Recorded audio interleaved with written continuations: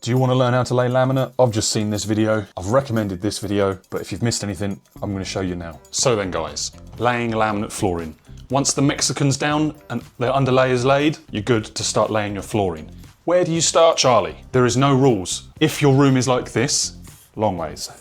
But no rules. You can do whatever way you want. Just understand your eye will forever notice that there's lines this way and there's lines this way at that doorway point. So you could lay it throughout like that, or you could lay it like that throughout. It's whatever looks best in your personal opinion, is what you're aiming to achieve with your personal opinion, is the longest, straightest possible run. So once you've identified what way you want to run your flooring, you want this side facing outwards, like so, and then you want to get your next piece, hold it at a bit of an angle, slide it up and down, left and right a bit, and then gently lay it, and you may see a fag paper of a gap. If you do, non-marking hammer, hold it down, and as you bang, pull the hammer backwards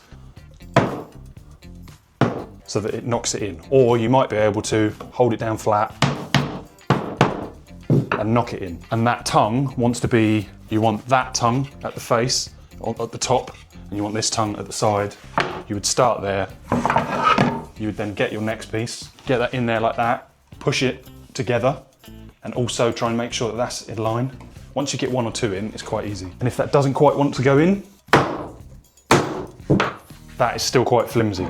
But once you then get your next piece in, like this, that's then got a little bit of strength.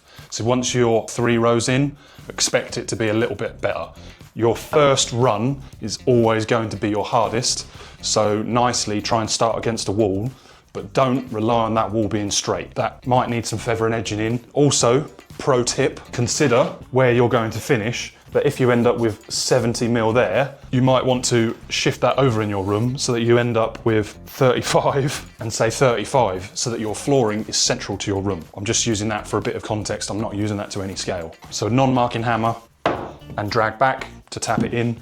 Make sure you start off with all your tongues and you're good to lay. Doorways.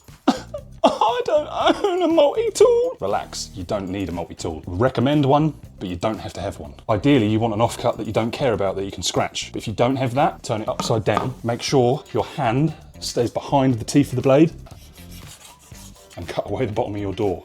So if you found these tips really helpful, smash a like, click subscribe, and if you want me to explain anything else, ask away. My channel is here to help DIY queens and kings. I'm Charlie, I'm CP Carpentry, and I want to teach DIYers how to do DIY properly. See you in the next one. Peace, bye-bye.